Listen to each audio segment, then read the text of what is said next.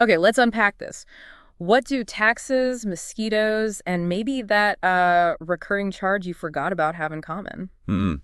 They all grain you somehow. Exactly. They all take a bite, but today we're diving deep into something maybe even sneakier, the invisible tax. Ah, okay. So not like government taxes we pay. No, no, not government stuff. This is more about the subtle costs, the ones that kind of creep up on us because of, well, how we live or the choices we make, sometimes without even realizing it. Right, like those little financial drains that aren't obvious line items on a bill. Precisely. Think of this deep dive as a shortcut to understanding where your money might really be going. We often focus on the big things, salary, mortgage. Yeah, the obvious stuff. But these smaller leaks, they can add up, can't they? They really can. So to help everyone spot these silent leaks, we're going to explore 7 key types today. Okay, 7 types. Lay them out for us. All right. We've got the convenience tax, paying for ease, then the ignorance tax, the cost of not knowing certain things. Mm-hmm. Also, the mental energy tax, how being tired hits your wallet. Then there's the subscription tax, procrastination tax, emotional spending tax, and even one people forget, the job-related tax. Wow, okay. That's quite a list. Covers a lot of ground. It does, and just understanding them is like the first step to maybe getting some of that money back. So where should we start? Maybe the convenience tax. That feels pretty universal. Yeah, good starting point. The convenience tax. Yeah. It's basically that extra money we fork over just to make things easier or faster, right? Yeah. Often driven by, let's be honest, a bit of laziness sometimes. Or just being busy. Yeah. But yeah, laziness plays a part. You pay a premium to sidestep effort. Exactly. And the psychology is interesting, that immediate reward of easy Yeah. often feels better than thinking about the long-term cost. Totally. The classic example that always comes up is food delivery. You're hungry, tap, tap, tap on the app. And boom, food arrives. Magic. But it's not just the food cost, is it? What else are we paying for there? Well, you're paying for someone else's time and effort. You've got the food cost, sure. But then there's a service fee, usually, delivery fee, and then you feel obligated to tip the driver, too. It all layers on top. And often the underlying thing is just, you didn't plan ahead, or you just can't be bothered to go get it yourself. Pretty much instant gratification wins. And those little fees, they seem small each time, but man, they accumulate. Our sources were suggesting like $150, maybe $200 a month extra, just from doing delivery a few times a week. Yeah, that figure, $150, $200, when you actually see it written down like that, it makes you stop and think. It really does. What else could you do with that money? Well, exactly. That's a weekend trip or a decent chunk towards an investment or just, less financial stress at the end of the month. Is that moment of convenience really worth that trade-off consistently? Definitely food for thought. Okay. Pun absolutely intended there. Okay, let's shift gears. What about the ignorance tax? Sounds a bit harsh, but it's not about being dumb, right? No, not at all. It's about the financial hit you take simply because you lack specific knowledge or you didn't do a bit of digging. Money lost because you weren't informed. Can you give us some concrete examples? Like, where does this bite people? Oh, loads of places. Think about buying a used car. If you don't check the market value or get an inspection, you could easily overpay by hundreds, even thousands. Ouch. Yeah. Or bank overdraft fees. If you don't really understand how your account works, those can stack up fast. And reading the fine print, who actually enjoys that? Nobody. Right. But not reading the terms of a lease or a credit card agreement. That's where hidden fees or conditions can get you. That's the ignorance tax in action. And the sources brought up a really important point here, something kind of unfair. It often hits people with lower incomes harder. Why is that? Yeah, that's a really concerning aspect. People with fewer resources might have less access to good, unbiased financial advice. They might be more vulnerable to things like payday loans or rent-to-own deals, which have crazy high interest rates. Exactly. Those models often exploit a lack of immediate cash and maybe a lack of understanding of the true cost.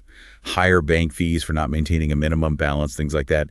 It creates this cycle that's tough to break if you don't have the knowledge base. It really underscores why financial literacy is so crucial for everyone. Okay, switching again. Let's talk about the mental energy tax. This one feels very modern life. It really does. The mental energy tax is basically about how being mentally drained, tired, stressed, overwhelmed leads to worse financial decisions. You spend more or you choose poorly just because you don't have the bandwidth to think straight. Yeah, like your financial willpower just gets eroded when you're exhausted. The sources even hinted that maybe the economy kind of likes us tired. Well, think about it. When you're mentally fried, you prioritize ease. right? Speed over smart choices. You're maybe more likely to impulse buy something for a quick dopamine hit. Comfort food, that gadget you don't need. Exactly. Or you just don't have the energy to compare prices, or maybe you miss a bill payment because you're juggling too much. It keeps you in that reactive, just getting by mode instead of proactively managing things. So what's the fix? How do we fight back against our own tired brains costing us money? It sounds almost too simple, but one of the key takeaways was reframing rest. Like actual rest and self-care aren't luxuries, they're financial strategies. Okay, explain that. Rest as a financial strategy. Well, if you take time to actually de-stress and recharge, you're replenishing that mental energy. And that means you're better equipped to make rational financial choices, avoid mistakes born from fatigue, and have the energy to, say, cook instead of ordering delivery again. Prioritizing rest literally saves you money. That's actually a really powerful way to think about it. Okay, let's move on to something lurking in probably everyone's bank statements. The subscription tax. Yes. The silent budget killer. These are all those recurring charges, often small, for services or products we signed up for, maybe enthusiastically. And then completely forgot about, or just Whoa. stopped using as much. Exactly. Yeah. TV streaming, music, news sites, apps, gym memberships you don't use. The sources even mention things like toothbrush head subscriptions, meal kits, software. It's everywhere. It really is. And individually, it's often just, $5.99 here, $9.99 there.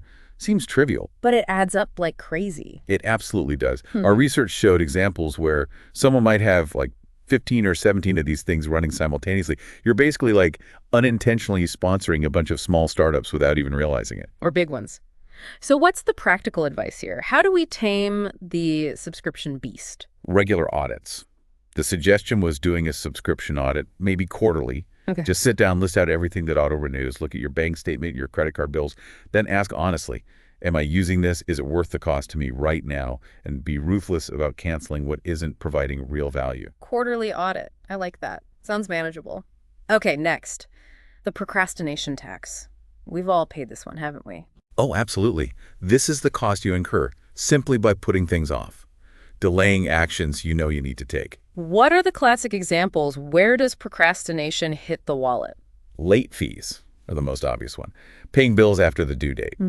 But also missing out on early bird discounts for flights, hotels, event tickets because you waited too long. Or delaying car maintenance or a small home repair until it becomes a huge, expensive problem. Right. That small leak becomes a flooded basement. Exactly. And the sources made a good link between procrastination and emergency spending. How so? Well, if you constantly put off saving for Christmas, for annual insurance premiums, for inevitable car repairs, you haven't built up a buffer. So when that expense does hit, you're forced into crisis mode. Which often means credit cards or maybe even a loan. Right. Much more expensive than if you'd planned and saved proactively. It's like the sources said, future you ends up paying a higher price because today you didn't act. Ooh, that's a direct hit. Okay, let's talk emotional spending tax. This feels very tied to our consumer culture. Very much so. This is when we use spending money, not really to buy something we need, but more to manage our feelings. Buying stuff because you're sad, bored, stressed, anxious, even sometimes when you're happy and celebrating. The examples were so relatable.